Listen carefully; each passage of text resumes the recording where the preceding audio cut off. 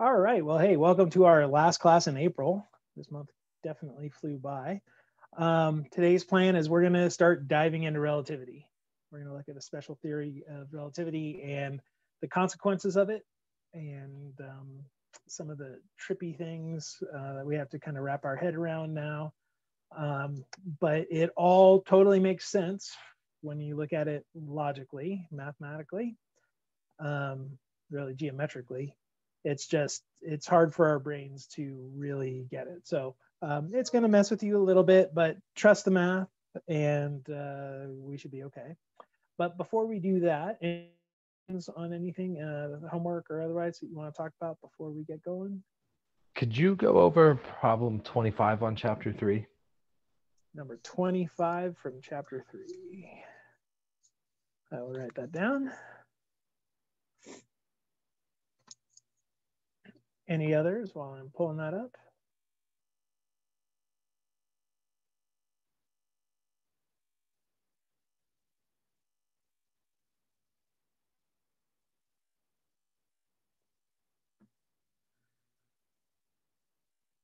All right.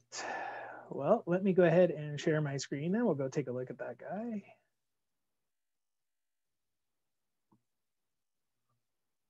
All right, so 25 says, what's the smallest separation between two slits that will produce a second order maximum for 720 nanometer red light? All right, let me write down this information and then we'll see what we can do about it. But let's just start breaking this down. So this is going to be a double slit kind of deal, right? We got the two slits. We're sending in light that's red. And what we want is a second order maximum. And we're looking for minimum separation. All right.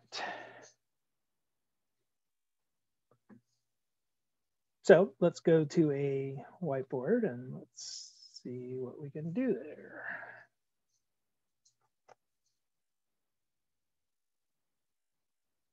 All right, so we've got our two slits.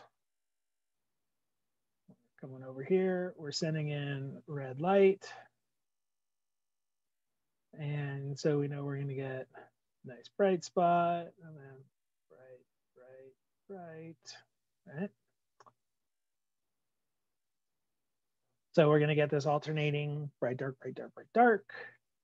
And we are looking for the minimum separation. So we're going to be looking for this distance D such that we'll get a second order max.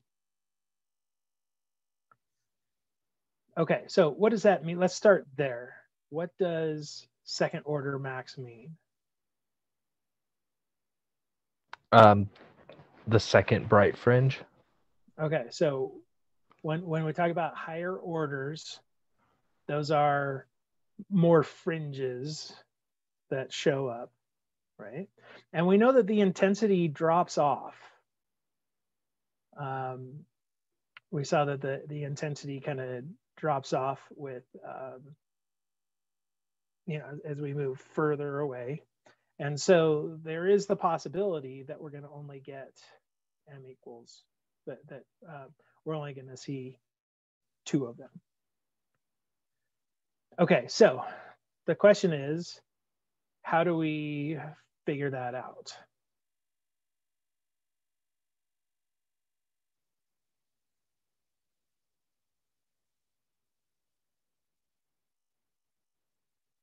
I know there's the equation that lambda equals the slit distance times the sine of theta over m. But my question with that equation is I don't know the angles. Okay. All right, so let's look at that equation because that's definitely the one that we want to use. So I think of it as I think of it in the form d sine theta equals m lambda. but however you want to think about it. So again, D is our separation, sine of theta, well, that's the angle to whatever our things are. And then M is a counting number. And then lambda is our wavelength. Okay, so here's basically the deal. We're looking for D, right? If we solve this for D, we get this, and we definitely know lambda. We were told that was 720 nanometers.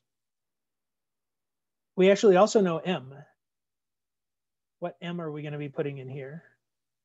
2. We're going to put in 2. Yeah, so here's the one thing that I definitely want to point out when we're looking at these. The central fringe, bright fringe, the very central brightest one, that's actually M equals 0. So then I have M equal 1 and M equal 2. So when we talk about second order, the second order max is actually the third bright spot if you start the count at the center. It's probably better to think of it as how many away from the center are you? So the central bright one is just the central bright one. The next one's the first order, then second, then third. All right, so basically what we're saying is what's the minimum slit distance so that we get 5 dots. All right, so we can definitely put those in. So we're gonna have M is 2, lambda is 720 nanometers. And then we get sine of theta. And like Bradley said, he doesn't know any angles. And I agree. I have no idea what the angles are. Because what are the angles actually going to be dependent on?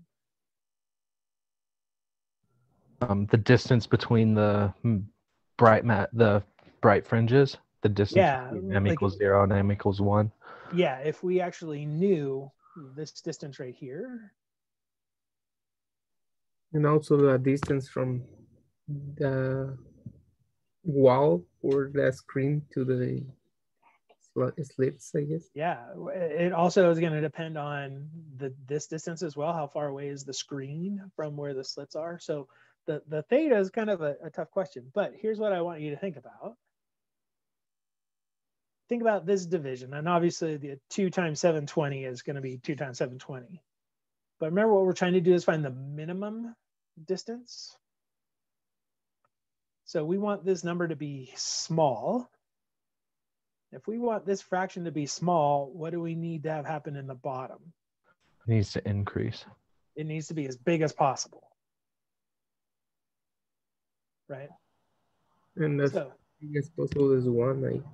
Yeah, exactly. Since this is sine, we know for sure that the biggest this will be is when sine theta equals 1. And that biggest makes this smallest.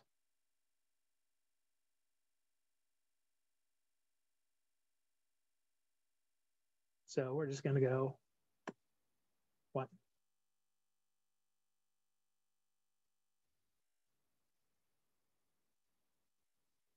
Makes That's sense. it. That's it.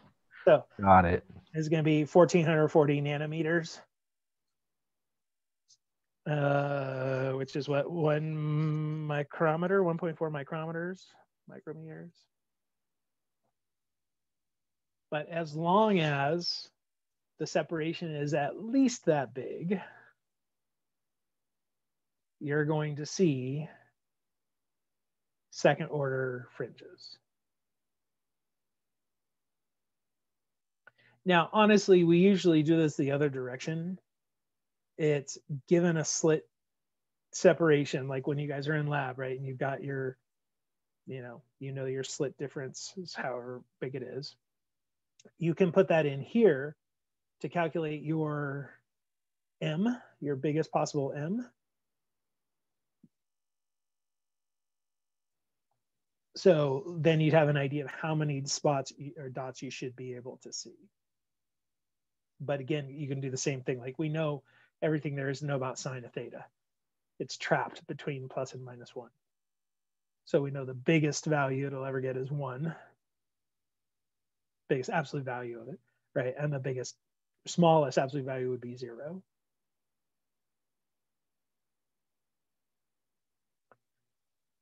All right. Anyway, does that make sense? Is that a little bit better for that one, Bradley? Sure is. Awesome. All right. Anything else from homework?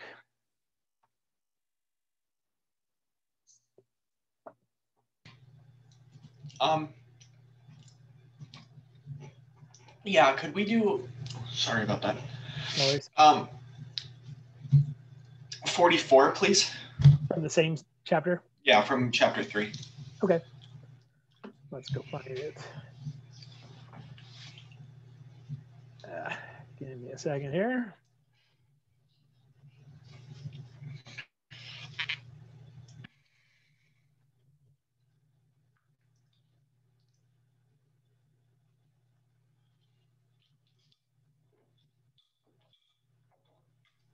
Whew, dying here. Just that horrible coughing fit. Okay, I'm sorry. What number was that again? 44? Yeah, 44. All right.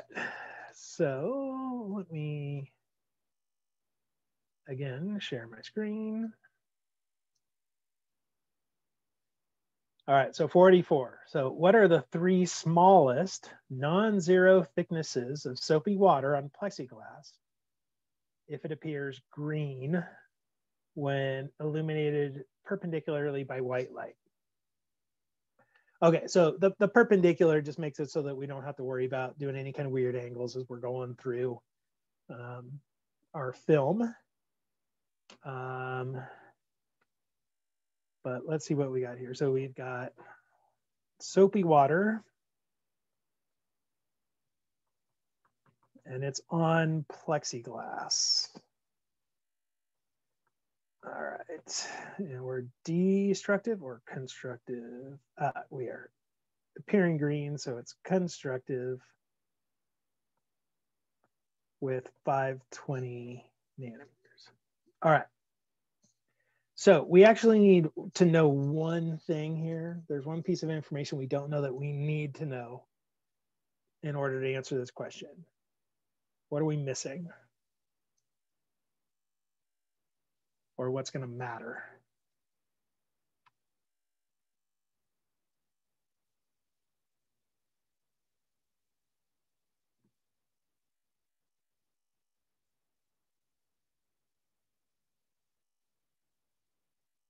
Or do we have enough information? I think so.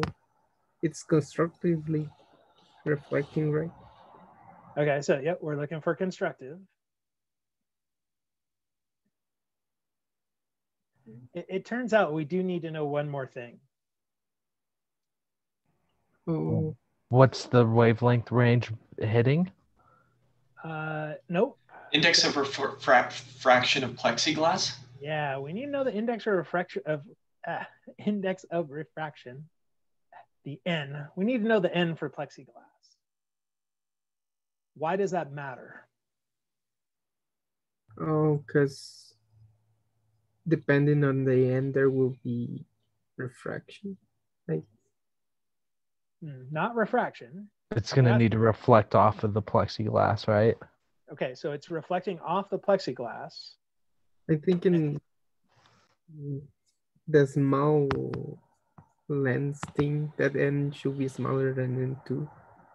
Okay, so it's all about that. Is that N for plexiglass bigger or smaller than N for water? Because depending upon which it is, we get different kinds of reflection. When we go from bigger N to smaller N, there's no phase difference. When we go from smaller N to bigger N, there is phase difference. So we definitely need to know what is the N value for plexiglass. So I'm going to cruise up here, see if in that section, actually, let's go faster here. In the section where we had N values, it's going to be somewhere back in here. Let's see if we got N for plexiglass. There it is. All right, so N for plexiglass is 1.51.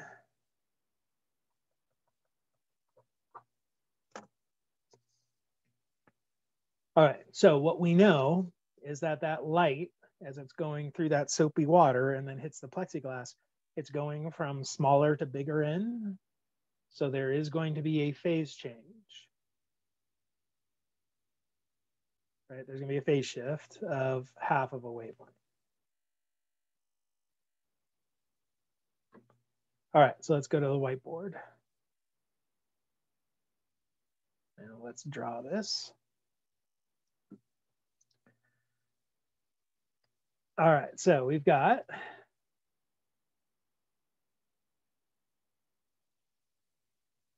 air, the soapy water, to the plexiglass. And again, the ends were 1.33 for the soap, and the plexiglass was 1.51. And air will go with that, it's 1. All right, so our light, we'll go ahead and make it green since that's what we're looking at. It's going to come down, come through here, bounce off, come out. There's also the reflection right here. So we're looking at these two rays. I'm exaggerating their separation. They're really on top of each other, but we're going to look at those two rays, and that's what we need for the constructive interference. All right, so let's just start with what kind of reflections happen. So air to soap, we're going from smaller to bigger. So that means that there's going to be a pi over 2, or not pi over 2, sorry, I meant lambda over 2. The first one's going to get a lambda over 2 phase swap. Okay, so then the second one that passes through then reflects off the glass, and the same thing happens there. So those two are both going to experience the exact same kind of phase change at their reflections. Why is that again? Because they're going from smaller to bigger N. Got it. It's the same thing when we were talking about mechanical waves last year. Mm-hmm. When you're like, if the rope is fixed, tied to something that it's hitting against, or alternatively has like a ring that can go up or down, and it causes different kind of reflection. Got it. So it's exactly the same thing, but now it's just with the light. Okay, so the reason that this matters is because now to get constructive interference, these two are exactly the same. So the only thing that's going to matter now is the extra distance traveled, which is going to be 2 times the thickness. So what we know is, if we want to start making a little formula here, is 2 times whatever that thickness is going to have to equal an integer number of wavelengths. But it has to be an integer number of wavelengths in the soapy film. So I'm going to write lambda sub n, meaning it's in that material. Had these been different, so like we had gone from air to soap to something that was smaller than soap, like, oh, I don't know, air, like in a bubble, like in maybe quiz number 3 or whatever it was, then this other one would have had no phase shift, which means to get constructive, this would have had to be m plus a half. So we get that extra half wavelength to get us back into phase. But for this one, again, since they both go through the same phase shift due to reflection, we just need a whole number of wavelengths. So solving for the thickness, of course, it's going to be 1/2 m times lambda sub n. All right, but this is lambda sub n. This is the wavelength in the material. So do you remember how that relates to the wavelength in air?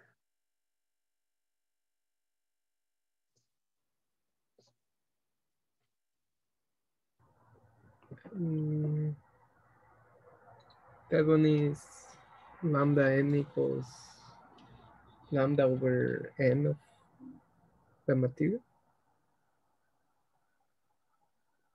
Okay, so we get lambda n is equal to lambda over n,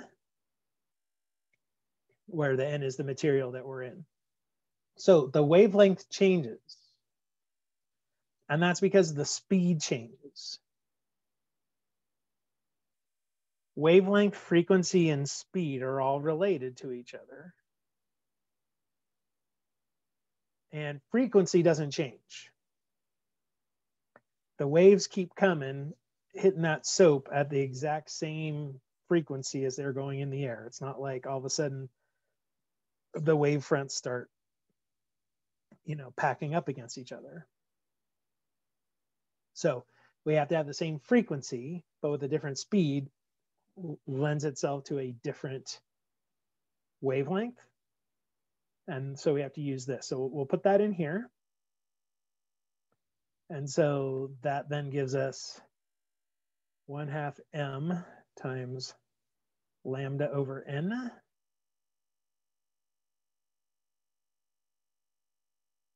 So the m, of course, we don't know what that is. That can be anything, but the rest of it we know. So we're going to 1/2 times the wavelength, which was 520. And then we're dividing by the n of the material that we're in. So this is going to be the soap bubble.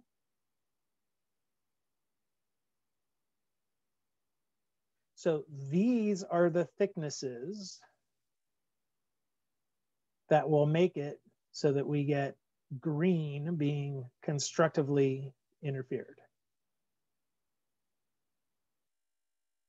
So what are you going to do to find was it the first 3 thicknesses?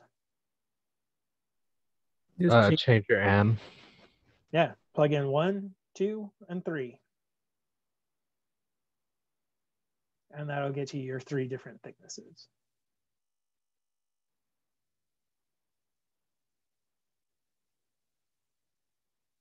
All right, so is that better, Jacob? You kind of see where to go and the thought process there? Yeah. I have a question for you. Sure. This one's been on my mind since we've been talking about interference. How is it that the velocity changes, but once it exits said bubble, it goes back to what it was before without a force acting on it? Because the stuff that was there to slow it down is gone. I mean, but I know what I know why. I mean, I know what you're getting at. Is it because it doesn't have mass? Is that what it is? Yeah, light is definitely massless. And weird things happen with light because of that fact. sounds like gravity. It's the thing there, right? What do you mean by that? Like inside a material, or when it passes through a material, it is against gravity, and maybe that changed the speed. Oh. I see what you're saying. And I don't know if it's a gravitational effect, actually. I mean, you are correct, because now that there's material there, you're going to have gravitational forces, electromagnetic forces, and all that good stuff. And it could be just as simple as that, right? Like once you get out of that medium, all that other stuff is gone. So there actually is a change in force, right? We've now taken away all the interactive forces between the materials. So, I mean, that's probably the way to think about it. Now, whether or not it's a gravitational force, electromagnetic force, or friction force, or whatever we want to call it force. But whatever force that had been applied to slow it down has now been removed. And I mean, removing a force is equivalent to adding a negative force, right? So there is a change in force, which then would allow an acceleration and back up to that speed. But the actual mechanics of it, I don't know. I don't know. And I don't know if we, the collective we, even know the actual mechanics. So I'm not really sure.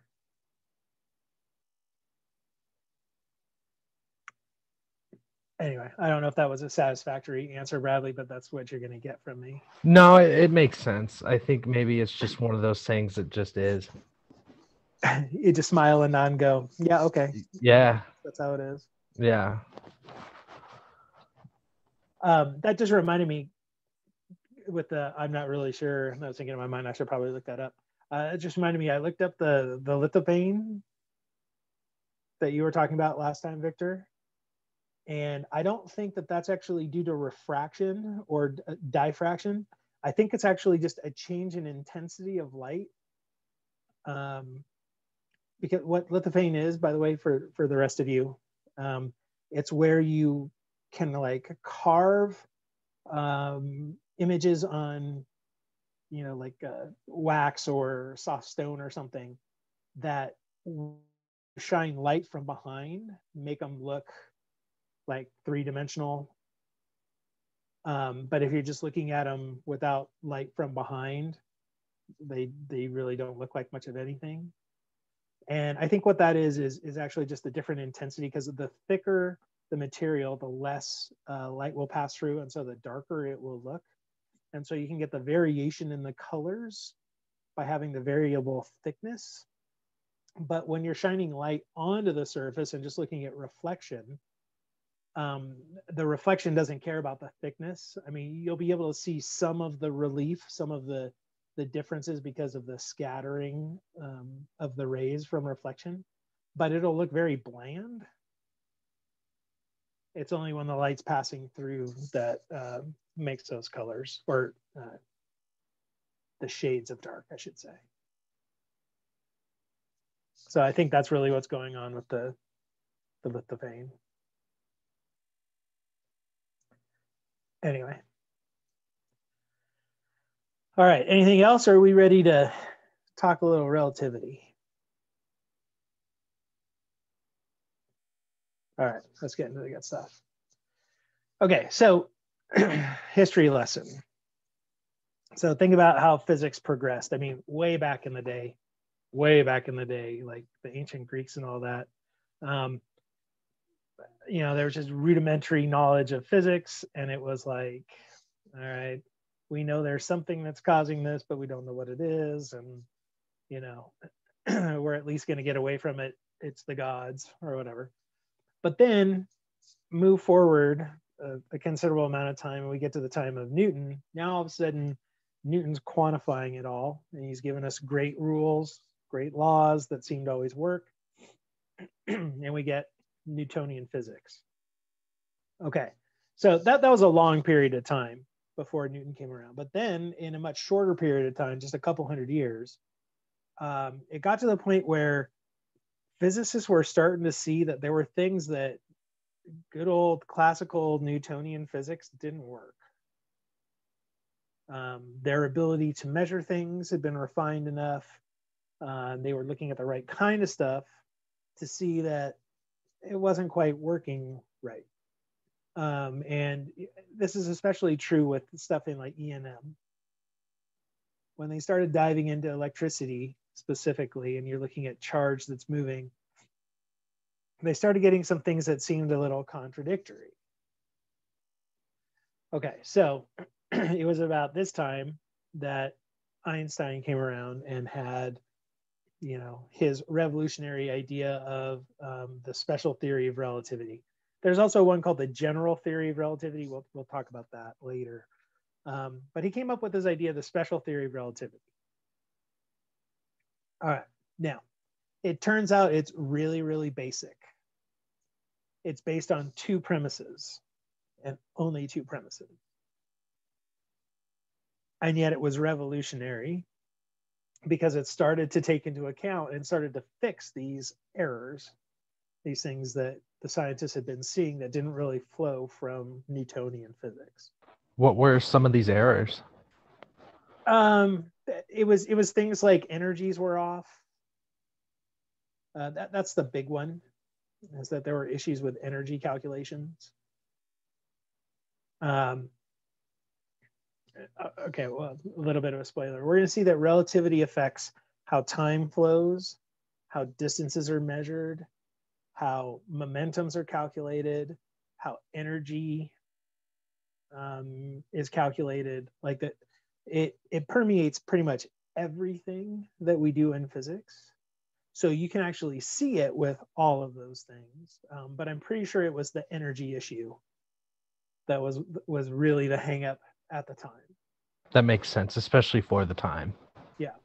So, but I don't want to ruin too much about the story of relativity as we kind of go through it. But needless to say, all these effects have been quantified now and have been observed and have been seen. And as time has progressed and our technology has allowed us to see more of it, it definitely holds water. It definitely appears that it is correct. So let me show it to you. Let's talk relativity.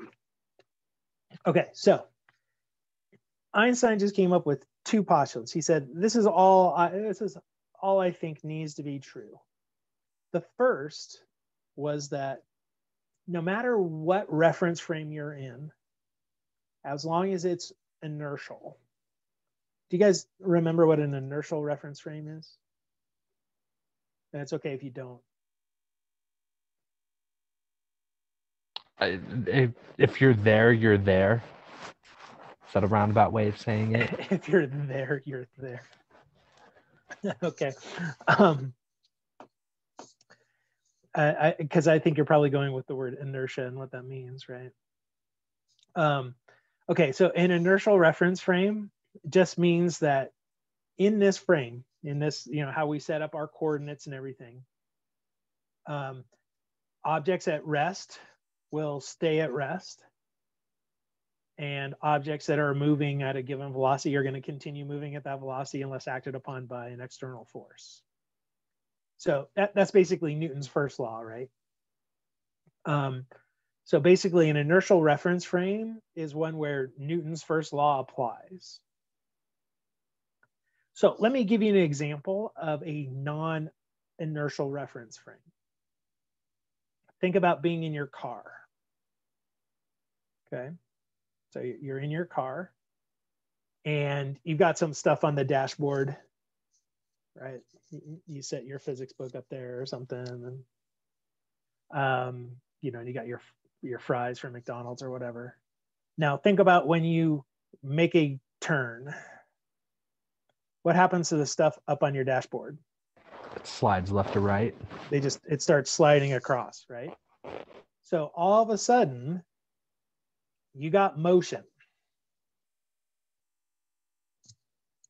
right? Like if you didn't know anything else, like if your entire world was just the automobile, just the car that you're in, you would think, the French fries just started moving. They were sitting there, next thing you know, they started moving. So that makes it so that that's a non-inertial reference frame. I mean, you don't even have to be turning. Think about you're driving your car and, because you're more responsible, you put your lunch on the seat next to you. So you got your burger and fries there. But then all of a sudden, somebody runs out in front of you and you slam on the brakes. What's going to happen to those, to the burger and fries? They decided to fly. All of a sudden, they flew forward. And you're like, whoa, what the hell? They just started, right? So that's another case of where your car is not an inertial reference frame. But your car can be an inertial reference frame. think about how many times you're driving your car and there is no movement of anything in your car. As long as velocity is constant, right? Yeah, think about, and I'm glad you saw that, Jacob, is that what's really driving stuff to move is the car itself is accelerating. So the reference frame is accelerating. So the best way to think of an inertial reference frame is a reference frame that's not accelerating. So that's what it means to be an inertial reference frame.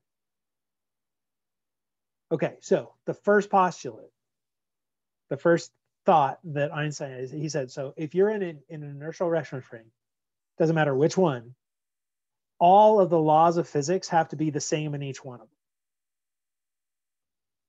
Okay, so like if you guys are, you know, in something that's an inertial reference frame, so you might be moving or you might not, but you're not accelerating. And I'm in another inertial reference frame. So it's different than yours, but it's still inertial. Then if something happens in your reference frame and I'm watching it, I'm still going to believe that the laws of physics hold. Gravity is still doing what gravity does. Electricity is still doing what electricity does. There's still conservation of energy. There's still conservation of momentum. Like all of these things that we just go, well, no, but they are true. His first idea here in relativity is that, okay, it doesn't matter which frame you're in. If you look at an event, everybody's going to agree that the laws of physics hold. And, you know, I don't know about you guys, but that seems to me like a pretty reasonable assumption, right? And it seems like it should. Why should things appear different if there's no outside acceleration, right? Everything should kind of hold. But this also shows why it has to be an inertial reference frame. Because if that reference frame does have acceleration, then the laws of physics definitely don't hold. Right? You guys in the car watching your French fries fly across the dashboard, that's violating the first law of Newton's laws of motion, right? All of a sudden, there's a change in velocity due to no external force in your reference frame, right? So you guys would say, whoa, Newton's first law doesn't apply. Where if I'm outside the car watching this go down, I'm going to say, oh no, Newton's first law definitely does apply. You guys just didn't realize that you all were accelerating. Right? But in that situation, your thought and my thought are different. I'm saying laws of physics hold. You're saying they don't. That's a problem. Right? So, but in inertial reference frames, we're going to go with everybody sees everything as the laws of physics or the laws of physics. We might measure things differently, but at least we're all going to agree at the end of the day, once we do our calculations, energy was conserved, momentum was conserved, Newton's laws were followed, whatever happens to be. Okay, so that's the first one, no big deal. Now, the second one, this is kind of the kicker. And this is that the maximum speed of light, so the speed of light in the vacuum, is equal to c measured in all inertial reference frames. All right, so again, let's say you guys are in some reference frame. Let's make it so that you guys are stationary and I'm in one that's moving, but it's inertial. And we both, and there's some, a light turns on. I'm going to see that light moving at the speed of light. And you guys are going to see it moving at the speed of light. And we're going to agree that that speed is the same.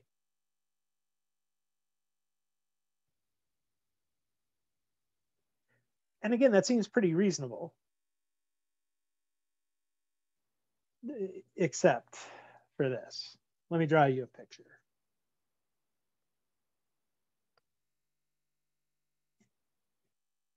All right, so let's say you guys are down here on Earth. You're all just hanging out over at Baldwin Beach, enjoying the weather. And I'm flying by in a UFO. Because, I mean, I live in Nevada, so of course I know all the aliens. Go hang out with them all the time. But I'm flying by. Okay, now I'm not going to do anything with the light just yet. But what I'm going to do is I'm just going to throw a baseball. I'm going to see you guys out there, and I'm going to impress you by throwing a fastball straight ahead. All right, so let's just say that I'm moving at some velocity. Let's say I'm moving at 1,000 meters per second. Okay, so the spacecraft is moving at 1,000 meters per second. And then I were to throw a baseball. Right? No, that was supposed to be a baseball, but whatever. And I throw that baseball, let's say, at an extra 20 meters per second relative to me. Right? So I chuck it in front of me. How fast is it going to look like it's going to you guys? 120 meters per second, or 1,020 meters per second. Yeah. You're just going to see it as, well, we add those things together, right? Because it's got the speed I gave it, but I already had that extra speed. So we're really used to just adding those things on, right? Okay, so that's totally Newtonian. It definitely works. Everything seems fine. Okay, but now here's what Einstein said is, okay, well, let's change this. So instead of me throwing a baseball, I turn on a light. So I'm going to turn on a little, here's my headlamp, sending out the light ahead of me. Okay, so I'm going to see that light moving at C. Now, if we go to just general old regular, what we do when we're talking about speeds and all that, you guys would go, well, it should be C plus 10,000 or 1,000. And so you'd say, well, that light should be moving at 1,000 plus C. Yeah, that's not a good thing to happen. Right. And so, and this is kind of the kicker then. So that's why Einstein is Einstein, why we, revere him, is he went, no. That's still C. All right. So no matter what frame you're in, light is still going to move at the speed of light. So there's a little bit of a consequence to this, and that is that it'd be impossible for you to travel at the speed of light.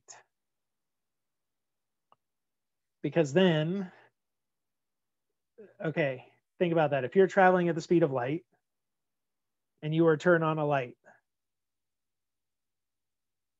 if this is you, no, let me just get two objects here. Okay, so this is you, and this is the light. So you turn on the light, and you're moving at the speed of light, you'll be moving like this, right? So how fast would you say the light is going? Compared to you? It's not, it's still. It's stationary. Right, but in order for this theory to be correct, you'd still have to be able to see it going at the speed of light. So even this simple, hey, everybody in inertial reference frames sees light going at the speed of light, makes it so that it's impossible to travel the speed of light.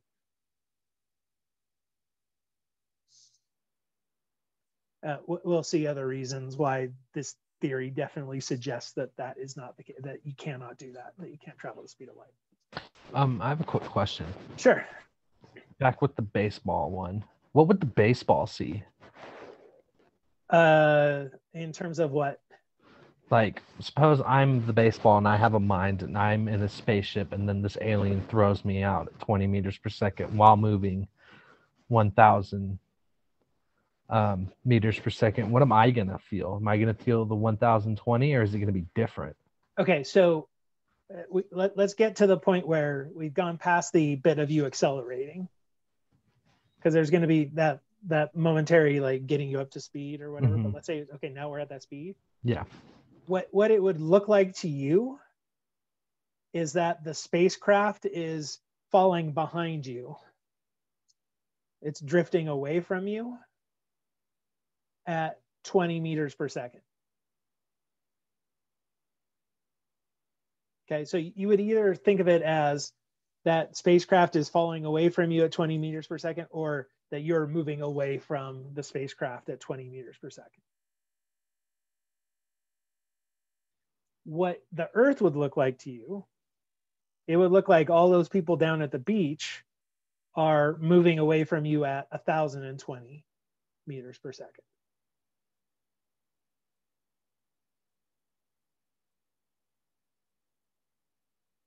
So usually our perception is that we are not moving. Like, think about right now. Are you guys moving?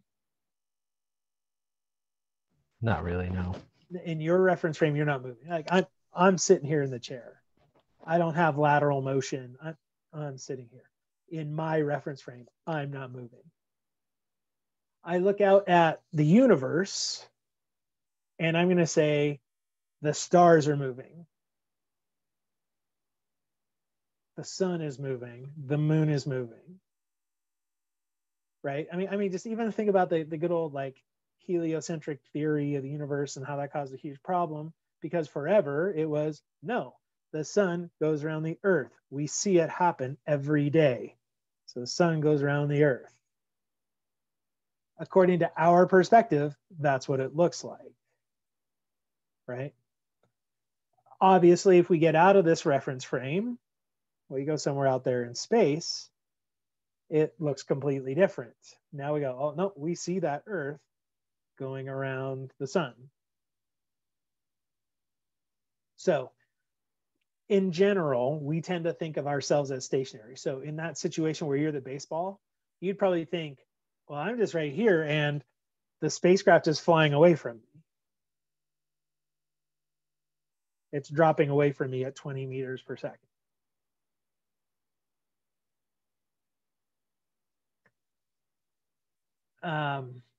So I had this experience because I'm like this. When I go to amusement parks, I think about physics and I do fun stuff. Like, you guys know the ride where they just like bring you up on a tall tower and then they just drop you and you free fall for a little bit. So I'm at an amusement park with my younger one, Matthew, the guy you guys know, and my brother. And I'm telling him, about all the cool physics of amusement parks. And I was like, okay, so check this out. Here's what we're going to do. So I took a coin out of my pocket and we get up to the top and I held the coin like this, right? So it's in my hand. And I was like, all right, so just watch the coin.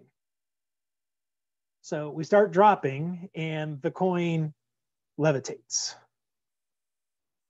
It's like floating above my hand. All right, now, obviously the coin didn't just start levitating, right? But from my perspective, what I saw was it was just floating right above my hand. Well, what was really happening was it was falling at exactly the same rate I was falling. It just had separated a little bit at the start, right? Okay, so now flash forward a little bit of time, not very much time, but I mean, it felt like a long time, but it had to been very quick. Next thing you know, it looked like the coin started floating up above me. So much so that I tried to grab it with my other hand, but I was restrained, so I couldn't quite get it. Okay, now, did it actually start lifting away from me? No. No. What happened was it stopped falling as fast as I was falling. Because enough air and drag and stuff got in there. It reached terminal velocity before you. Yeah. Yep. Or if we didn't quite reach terminal velocity, because I doubt we did at the heights of these things, but still, I was speeding up much faster because, I mean, you guys know when you've got something that's really flat, there's a lot of drag, right? You drop a piece of paper and lots of drag as it floats down, as opposed to if you drop it like this, it goes faster, right? So again, in my mind and in the mind of my brother and my son, we saw this thing launching up. So in our reference frame, it appeared that this coin was getting launched upward. But if we were to look at the reference frame of people on the ground, what did they see? Well, they saw me falling. If they had seen the coin, they probably didn't. Nobody said anything to me, which is good because you can get in trouble for this kind of thing. So be careful. But if they had seen and been watching, they would have seen, okay, I'm falling and the coin are falling. And then they're going to see that I start falling faster than the coin, but we're both still falling. So it's all based on your positioning when we observe. It all comes down to your reference frame. And that's why this is actually called the theory of relativity, because what you're going to see is relative to your reference frame. So, yeah, I think where this all came from was if you were the baseball or the coin, if you were the baseball in this instance, you would think that the spacecraft is falling away from you. And they actually will show you this sometimes in sci-fi movies where, you know, you'll have the person that's like out there on a tether and then the tether breaks for whatever reason. And they'll show it as the perspective of the person who's now disconnected. And it appears like the spacecraft they were part of is drifting away from them. So anyway, I completely went off topic there. Not really. But I think you understand what I'm saying there, right, Bradley? For sure. Yeah. Okay. All right.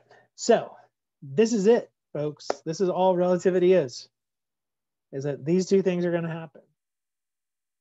That no matter what, your reference frame, as long as it's inertial, you're all going to see the same laws of physics.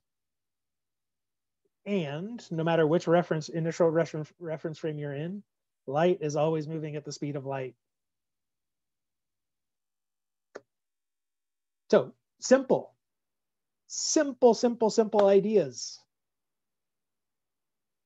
but leads to they lead to some really mind-blowing results. So here's your first weirdness that comes from relativity. All right, so let's talk about number one. Here's going to be simultaneous events.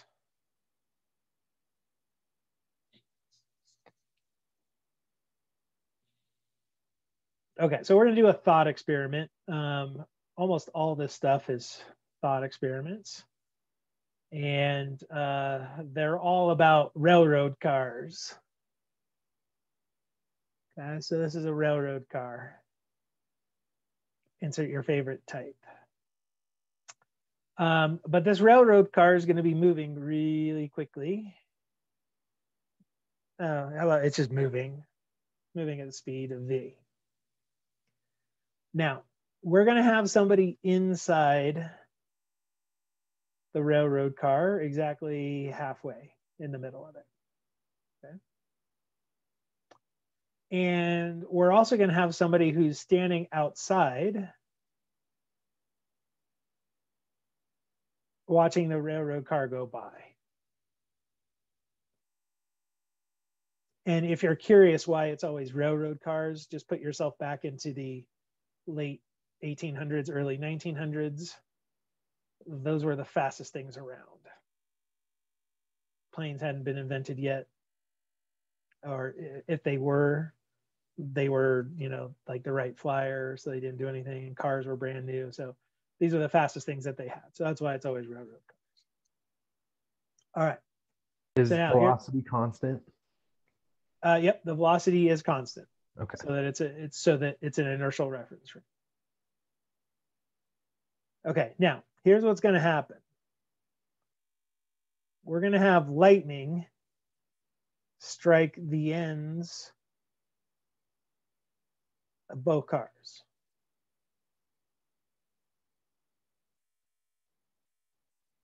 Now, when that happens, when all of a sudden the lightning hits, it's going to create light waves. And those light waves are going to come out.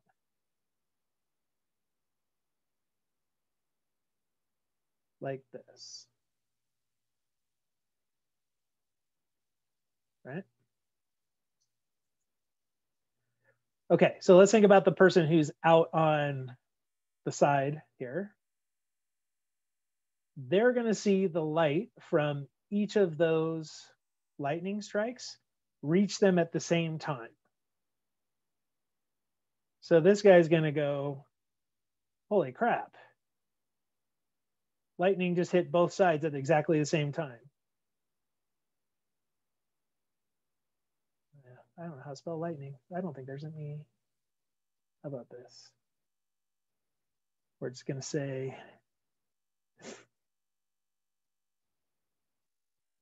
both sides got struck at the same time.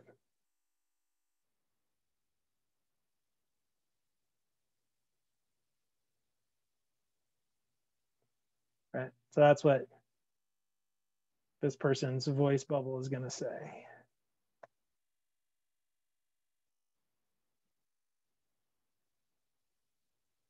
All right, so the person outside is going to go, holy crap, they both got struck at the same time. That was crazy. The person on the inside, though, isn't going to say that. Why not? Because he's moving.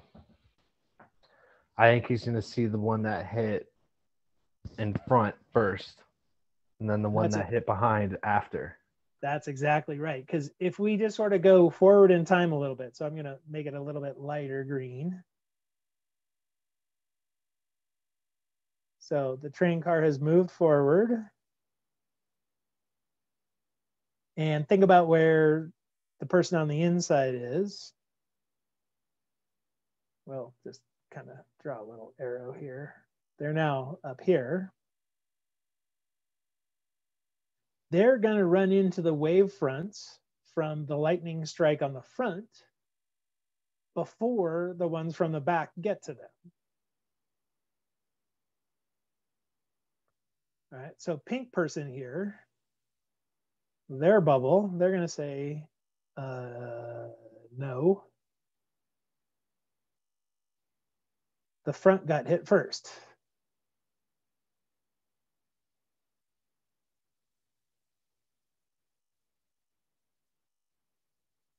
So they have a different perspective. They're going to say, no, absolutely not. The front actually got struck before the back.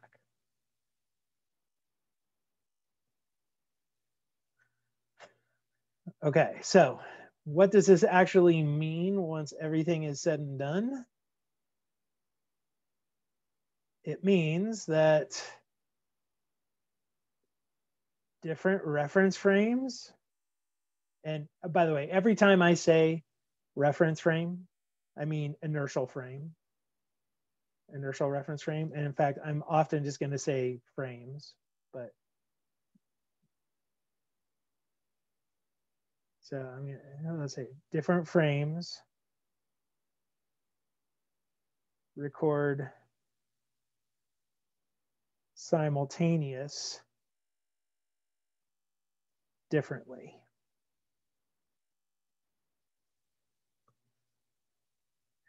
So we're going to have to like really be careful with this now. Just because you and I think that something happened at exactly the same time doesn't mean that everybody else is going to think that it happened at the same time.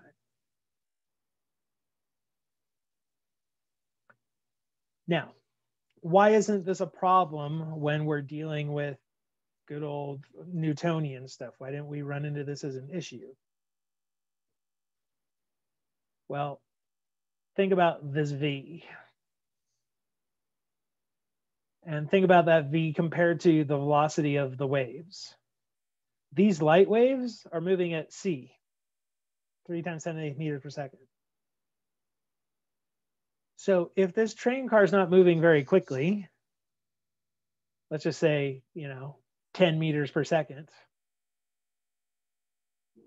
the difference in times that it takes for those two light waves to get to them is super tiny, probably not even measurable with any kind of technology that we've got. So you wouldn't even notice it. Even if you went to 100 meters per second, right? Compared to 3 × 10⁸, 1 × 10⁻² is nothing. So this isn't really going to be an issue until we get moving quickly. What's the, average velocity in which it would matter? That's going to, again, depend on, how much precision, how many decimal places are you good with time being the same? Got it. Right? Like, okay, if I measure a time difference of 0.00000001 seconds, is that enough for us to say that it's not simultaneous? Maybe, maybe not. Maybe we'd have to say, well, it's got to be within 0.01. Maybe it's got to be within 0.0 with 80 zeros and a 1. You tell me that, then I can tell you how fast we'd have to be going. But with the kind of the nebulous, well, how fast until it matters? I don't know. What does it mean to matter? So we're going to get a formula, or we're going to get some formulas here in just a little bit that will help you quantify. So I think you can get a little better feel for how fast is fast enough for it to matter. But the simultaneous events, it also matters like how far apart these things are, right? Like if lightning strikes, think about a train car, I don't know what, 10 meters long maybe. The amount of time that it takes for light to travel the distance of that train car is virtually none. As opposed to, what if that train car was 10 miles long, 1,000 kilometers long, right? Then it would start being more noticeable. All right, well, anyway, so there's your first consequence of the special theory of relativity, is that now simultaneous does not mean simultaneous. We have to take into account the fact that different reference frames are going to see different things. Okay, but this one, I don't, most people don't rebel too much about it. I think we're all kind of like, yeah, that makes sense. I have a quick question for you. Yeah, go for it. Is simultaneous and spontaneous the same in physics? No. Okay. So simultaneous means they occur at the same time. Spontaneous means it happens without any kind of an impetus. It just, I don't want to say randomly happens, but it just happens. So if something is spontaneous, it just occurs for whatever reason. Okay. All right. So we're all on board with this one, I hope. No big deal.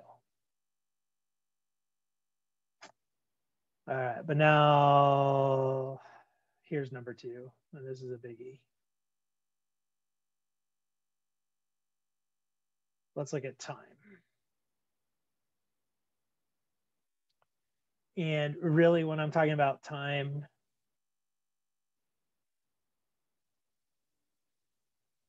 we're going to talk about elapsed time, how much time it takes for something to happen. Okay, so here's your next thought experiment.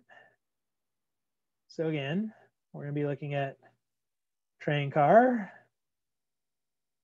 And we're going to have a physicist in the train car with a setup that's got a laser down here that she can turn on. And there's a mirror up on the roof. Okay, so she's going to press a button. It's going to turn the laser on. The laser is going to shoot up to the roof, hit the mirror, and bounce back down. And we're going to time how long it takes for the light to go from the floor up to the roof and back down. So that's the elapsed time we're going to be looking at. So suppose that you are that physicist in there and you're watching this go down. The path that you see the light take is basically straight up and then straight down. So if we had a height of the train car, let's say that it's d, the total distance traveled is going to be 2d. Goes d up and then d down. And the amount of time it's going to take, remember your dirt formula, distance equals rate times time. It's going to be the speed of the light, which is c, times the time in there. And I'm going to call that time t naught, just because we're going to have multiple times. So this will be t naught. This is going to be the time that the physicist inside the train car measures.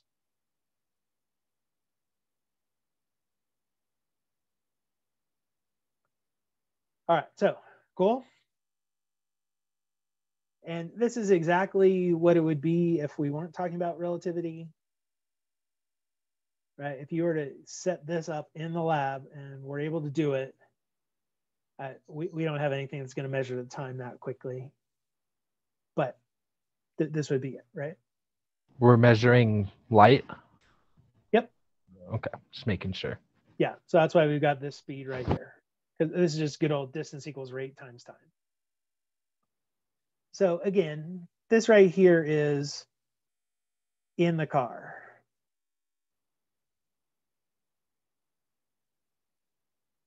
Now, let's look at what someone outside the car is going to see.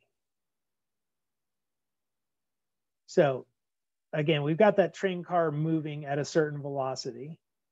I didn't actually put it on there, but to the person inside the train car, they don't care, right? They don't care at all. They're not going to see, it doesn't affect them at all because they're an inertial reference frame. Okay, but to someone who's outside of the train car,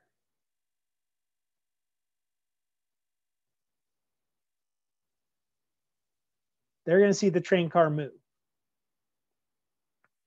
And the light source started here, but by the time the light bounces up and comes back down, that light source has moved, right? That apparatus that's on the floor of the train car has now been moved forward. And so what we're going to see if we're outside is that light's going to come up to the top, bounce off it, and then come back down. But all the while, we're going to see it moving forward. So it's actually going to follow this sort of triangular path, right? It's still got the two lines. It's just they're not straight up and down anymore because things are moving as they go.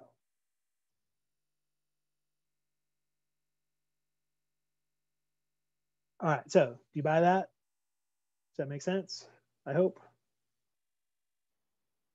But let's see if we can figure out how much time we're going to see there. All right, so again, let's go to the dirt formula. Distance equals rate times time. It's just the distance now is going to be a little bit bigger. Let me redraw that triangle. And some information on that triangle. We do know that this right there is D. For the sake of having a name here, I'm going to call this L for the length of that side. And that L is going to be the same on either side because the train car is moving at a constant velocity.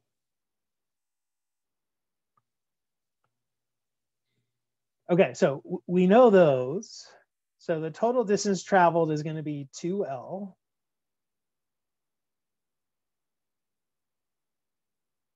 And it's going to be the speed of light times, I'm going to call this T1.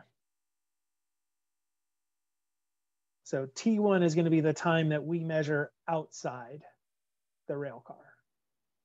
So same deal, right? We're watching the physicist inside. As soon as she throws the switch, we hit our timer.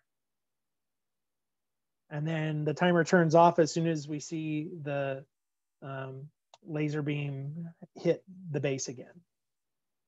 Okay, but I want to allow for it to potentially be a different time. So I'm going to call it T1.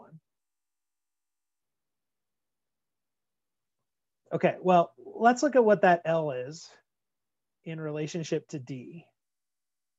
So we're going to need to use the Pythagorean theorem if we want to calculate that L. We've got a nice little right triangle here. But that means we need to know how long this is. Okay, well, the entire length of the base, that entire side, that's how far the train car moved.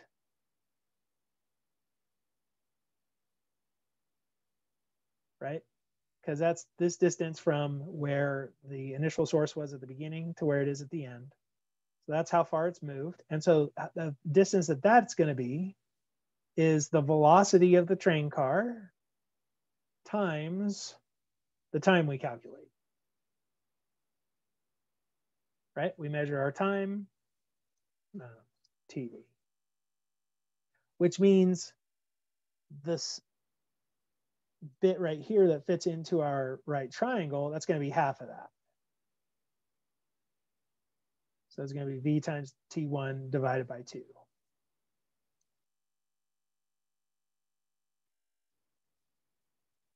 All right, so from the Pythagorean theorem, here's how we're going to get L. L is equal to the square root of D squared plus V times T1 over 2 squared.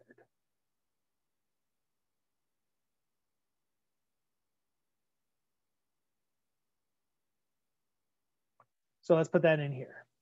So we got 2 times square root of D squared plus VT1 over 2 squared equals C times T1.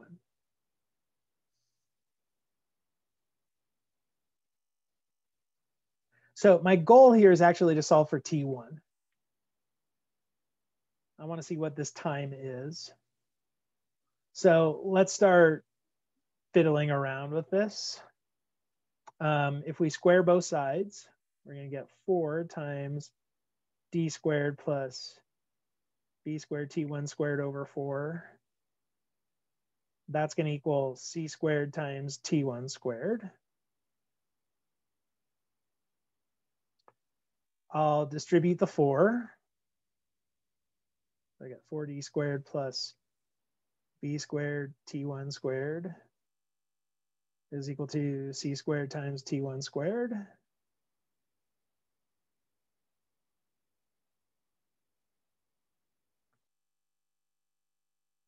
So we'll move stuff around here.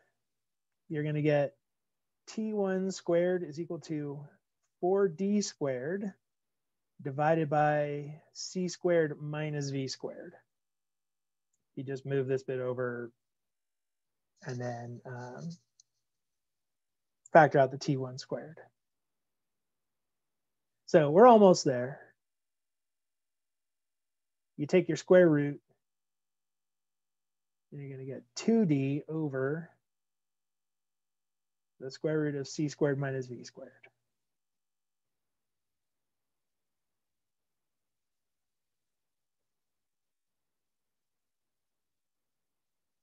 And this looks a little bit different than what we found over here.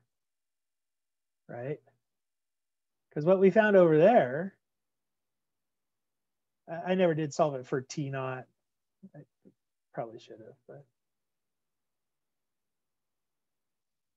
right. So the physicist inside the train car is going to measure this time as 2d over c.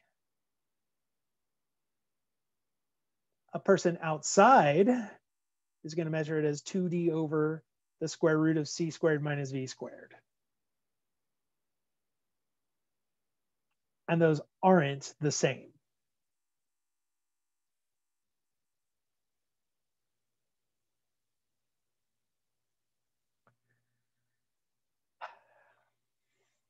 Okay. So what we just saw here is that we can have two stopwatches going, measuring the same event. And we're going to calculate different times depending upon whether we're in the car with this experiment or outside of the car watching it happen. And this can be anything. It could be the time elapsed between heartbeats. It could be the time it takes to chug a root beer. It can be whatever. But if we're in different reference frames, we're going to calculate that time to be slightly different. And if you look at it, it's really the minus v squared.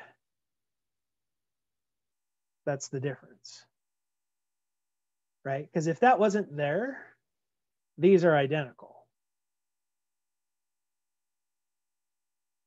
If the velocity of this car was 0, if the train car wasn't moving, those of us outside the train car would agree 100% with whoever's inside the train car, because we all saw exactly the same thing. But as soon as that V starts increasing, as soon as we start getting velocity, look at what happens. That decreases this number. So we're dividing by a number smaller than C, which means this time is bigger. So people that are outside of this train car are always going to think that it takes longer for things to happen than people inside the train car.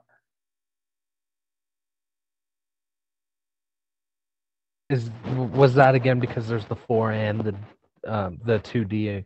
Wait, why is that? Because we're subtracting v squared, which makes this number smaller than c squared, which makes the square root of that smaller than c. And we're dividing by something small. Which means it's bigger. Got it. So from this, we know that T1 is greater, well, we'll go greater than or equal to T naught. Because it can be equal. But it's only equal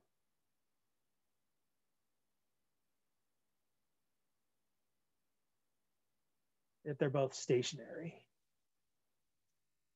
And that's the, well, yeah, duh. Right? Duh. But other than that, this time outside is going to be greater. Now, we actually can compare these directly, T1 and T naught, by doing the good old substitution deal.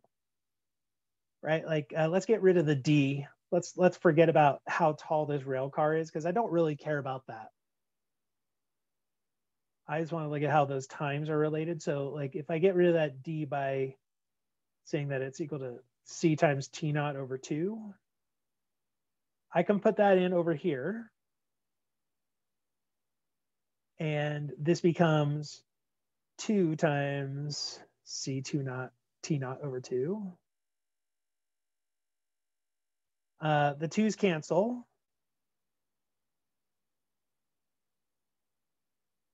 And then the other thing I'm going to do is I'm going to factor out a C from the bottom. So pull out a c squared from the root so it cancels with the c above it. And what I get is t naught over the square root of 1 minus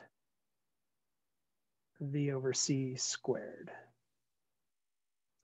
And this one, let me put a box around it because this is one that you're going to see a lot. Every book on that covers relativity will show you this formula because this is kind of the standard way of showing it. And so, again, think about what we're doing. We're increasing our time by the factor of 1 over square root of 1 minus v over c squared. So that number itself is so important that it gets its own symbol. We're going to call that gamma. Gamma is going to show up a lot in everything we do with relativity. So that basically turns this formula into gamma times T naught.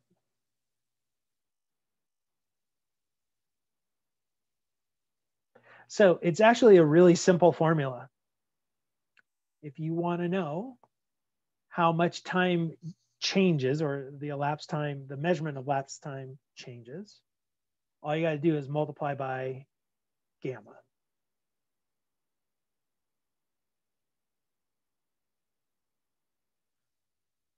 So the name of this whole thing, and you'll see this a lot, this is called time dilation. Because dilation, when things are dilated, they get larger. So this is, time is longer when you're outside that stationary world. Right, so again, think about if you're the physicist in that rail car. So you're the one that pushes that button and watches it all go by. As far as you're concerned, you're not moving. Right? To you, nothing moved. I mean, I guess the light moved as it went up and then came back down. But like your apparatus didn't move, you didn't move, nothing.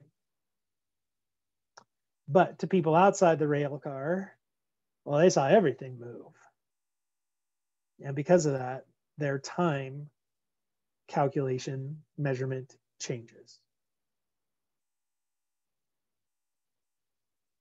So as far as like correctness, does it depend on what it is you're trying to see in order to choose which time would to be correct? Okay. And I'm glad you asked that question. Because these two times, there's one of them that we call proper time. And I think that's kind of what you're getting at as correctness. But the time that's proper is the time that's measured in the reference frame where the event, whatever the event is, start and end at the same location. So let me go ahead and write that up real quick before I erase the picture. Are we all good with what happened over here?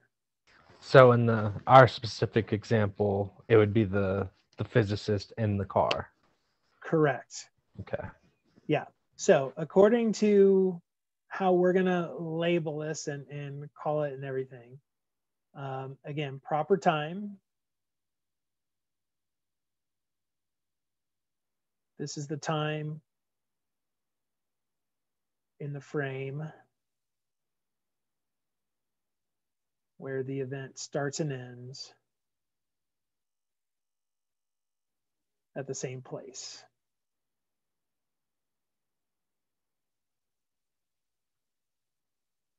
And that's going to be how we define it always.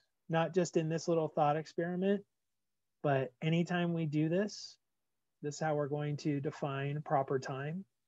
But you're exactly right, Bradley. In the context of this problem, right, the person in the car has quote unquote proper time. And that's actually why I labeled it T naught, because that's standard. Proper time goes by T naught. And in fact, when you look at a lot of texts, you won't see T1. You'll just see these written as T equals. Or delta T if we want to have a change in time. All right. But that's how we're going to decide who has proper time. All right, now I want to show you what that multiplier looks like, what that gamma multiplier looks like, so you can get a feel for what kind of speeds you need for it to matter. So I guess I'm sort of preempting or circling back around to Bradley's question. I'm not answering it with the simultaneousness bit, but with the in this circumstance, like, well, you know, how much does it actually matter? Let me show you what kind of speed you need for this gamma to be even noticeable. All right, now I'm going to start big. No. Yeah, we'll start big. Why not? So how about we look at this? We're just going to make a little chart here. And look at our V and our gamma. Okay, so we're going to start big. We're going to go 1,000 meters per second.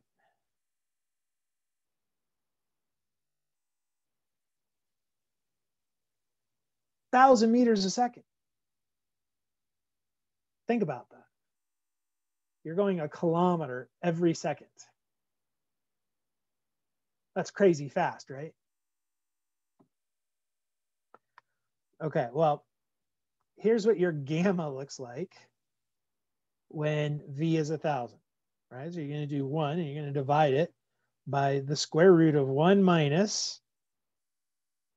You'll take your 1,000 and divide it by 3 times 10 to the 8th.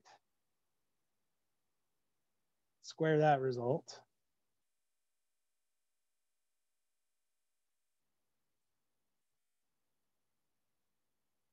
All right, so here's what my trusty TI-89 just spit out.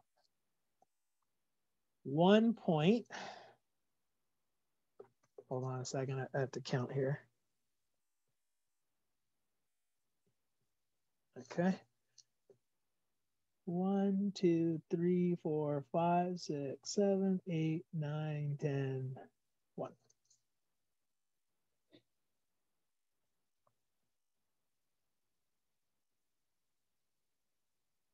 All right, so that's our multiplier. So and I think this was when I was flying by you guys on the beach in my UFO, I was going 1,000 meters per second, right? Okay, so if I were to time something happening in my spaceship and I went, oh, look, that took a minute. You guys on the ground are going to go, oh, it took 1.0000000000001 minutes. You're going to tell me it took exactly the same amount of time. You know what's funny is my calculator didn't even give me a decimal. It just says 1. It's so close to 1 that your calculator's like, nah, it's 1. Yeah. Okay, so I was joking when I said let's start fast, and I put 1,000 meters per second, because that's not fast, not even close. So let's do this. Let's go really fast. Let's go 3 times 10 to the 7th. meters per second.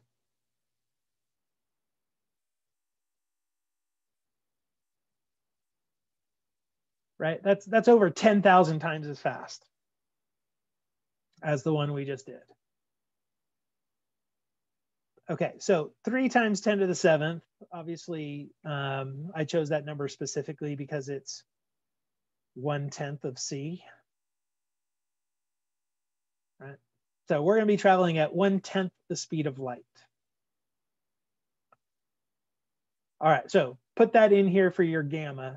It's a lot easier if you just put in the 0.1 c, because then the c's cancel, you get 0.1 that you're squaring.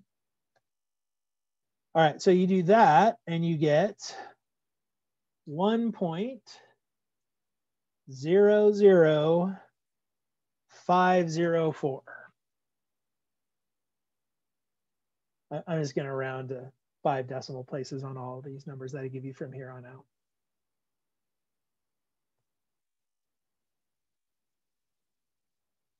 Okay, so let's think about this. So now I'm flying by you in my spaceship, but I'm going 1/10 of the speed of light. And I measure something and I say, ooh, that took 1 minute. You're going to say, no, it took 1.00504 minutes.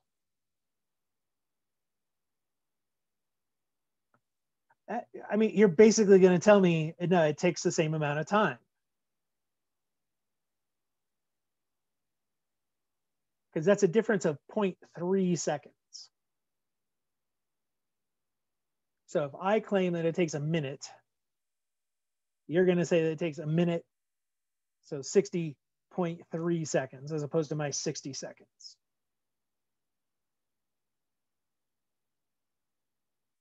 All right, so is that enough for it to matter? Maybe. Maybe. We're off by 0.5%. And there are circumstances where we need to be within 0.5%. I promise you, like when we send our stuff up to Mars and all that, we take it into account. But I want you just to think about this for a second. Look at this incredibly large speed we're talking about. 1/10 of the speed of light. And it's only there that we're even at a 0.5% difference in our times. So in order for this to really matter, you got to get big. You got to get really big. If you just do half the speed of light, and I know what you're thinking, oh, that's really fast.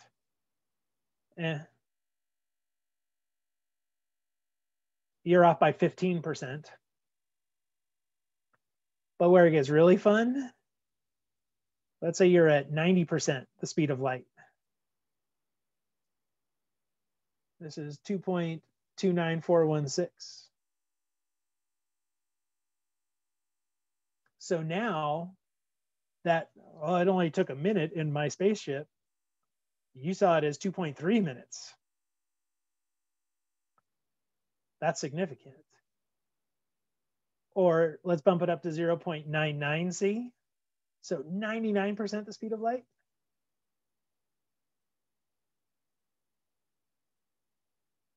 That multiplier is 7.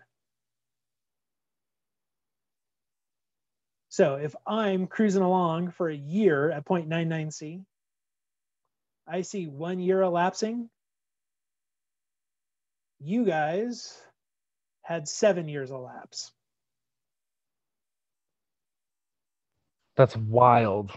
So now basically you guys are aging much faster than I am because I'm cruising along in this super fast spaceship.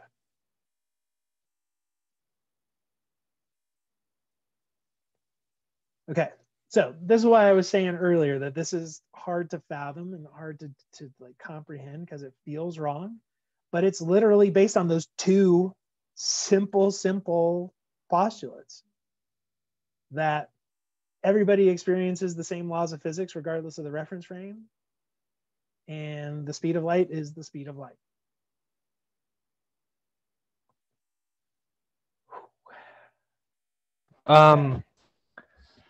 I have a question. Yeah, go for it. Can matter even move that fast, though? Oh yeah. Okay. Oh yeah. There are things that move 0.99c. Okay. Just Lots of like subatomic particles. There are a bunch of things, like there are these things called like muons and pions and kaons and things like that. Oh yeah, those things move at those kind of speeds.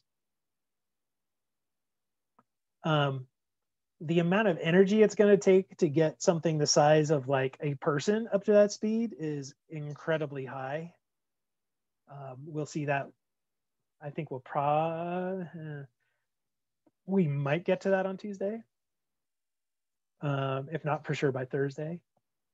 But yeah, it's pretty crazy. It is definitely pretty crazy. So when you see those science fiction movies where people go off exploring the world and then they come back and now all kinds of time has gone forth. Great example, sorry, spoiler alert, the original Planet of the Apes. If you already don't know about how that ends, then that's not my fault. But that actually was a good play on relativity.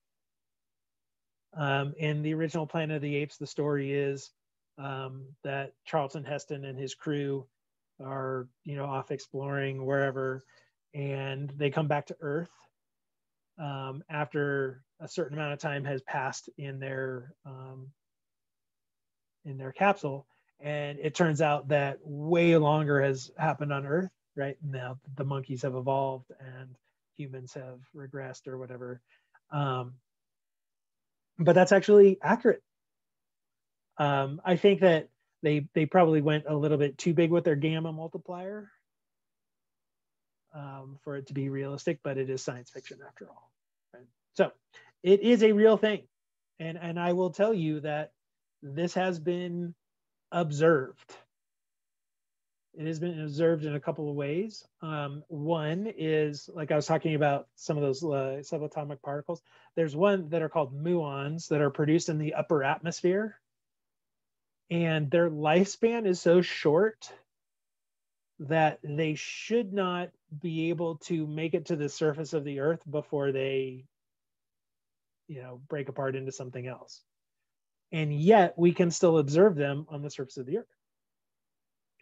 But that's because they're moving so quickly that we have to multiply their lifespan by their gamma, which increases how much time we're able to see them,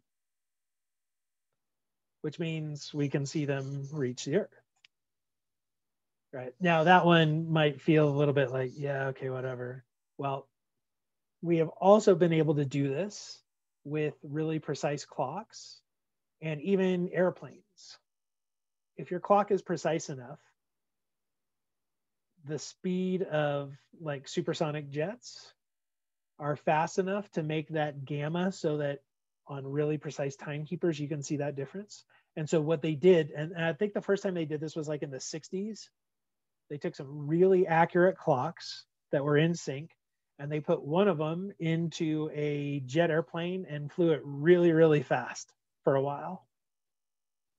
And then came back and they saw that those two clocks were no longer at the same time. That's wild. Stationary on Earth was actually a little bit into the future, basically, than the one that was in the plane itself.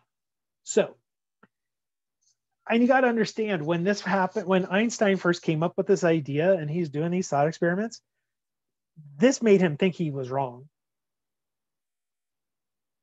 And you can understand why, right? You kind of doing this and you run the numbers and you're like, what? So now we're going to get different times going on. People aren't experiencing time the same way. That doesn't seem right at all. So even Einstein was not super hip to it at the start, but it started explaining things, and it has subsequently been seen, real effects. And we take it into account all the time. Like think about GPS, right? You guys probably use GPS to navigate yourself around the world. I use it to go find, hidden treasures in the world. that your location is determined by signals that your receiver is picking up from satellites all around the Earth. Okay, those satellites are moving crazy fast. And if we didn't account for this time dilation, it wouldn't accurately tell you where you are. The distances away from those things would be calculated incorrectly, and then you're all screwed.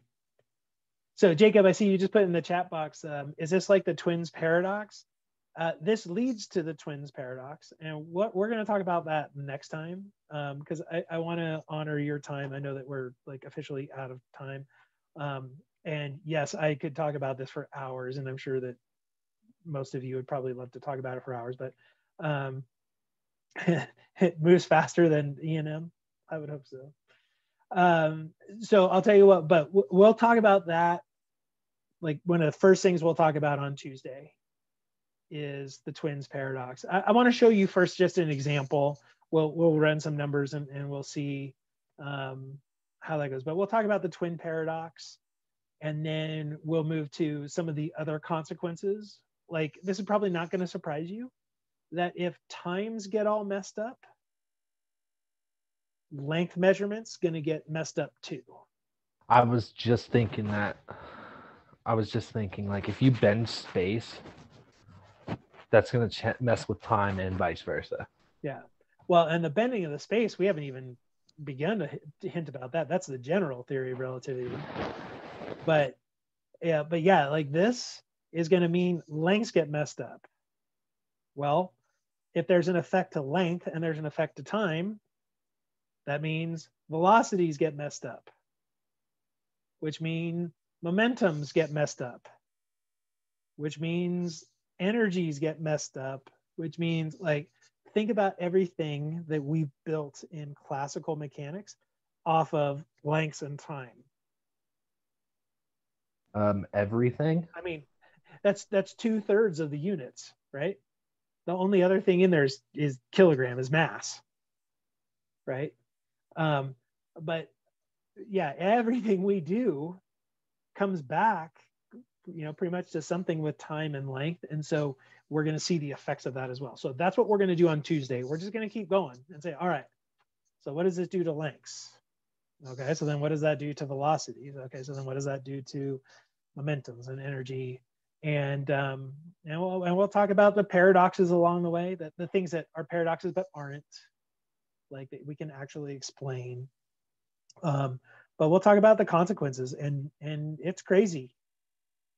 It is really crazy. I mean, just this, like, you just look at this screen right here. Even this is enough to be like, whoa, what the hell? Right? The fact that if I go off on a spacecraft, right, and I do my 5-year mission to explore strange new worlds, and I come back, 5 years to me is not 5 years to you guys on Earth. I'm going to come back and everybody's going to be old. Lots of people I know are dead, gone, right? Take your 5-year mission, and let's say I'm going at 0.99C. That means the Earth calendar progressed 35 years. If we did this right now, and I went and I did my 5-year Star Trek mission and I came back, you guys would all be older than me. All of you would be older than me. You would gain 30 years on me.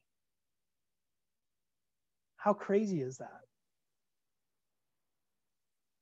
No. So time travel is possible. Into the future. Into the future, anyway, yeah. Yep. Yeah, and that's where a lot of sci-fi movies get it right. Like Interstellar. You guys see Interstellar? The one with McConaughey, right? Him and Anne Hathaway. Anyway, so, well, most of that stuff is due to gravity, which is the general theory. When we get there, we'll see that. But anyway, so he comes back. He hasn't been gone very long. Like on his clock, I don't. It's only been like a couple months or something like that, or a year. Not that big deal. But he comes back, and now his daughter, who was like 10 at the time he left, is this old woman lying in the hospital bed because she's, you know, like 100 years old. And so the same thing, right? He just had a couple years pass, but everybody else on Earth, because of time dilation, had aged him out. So anyway, cool stuff.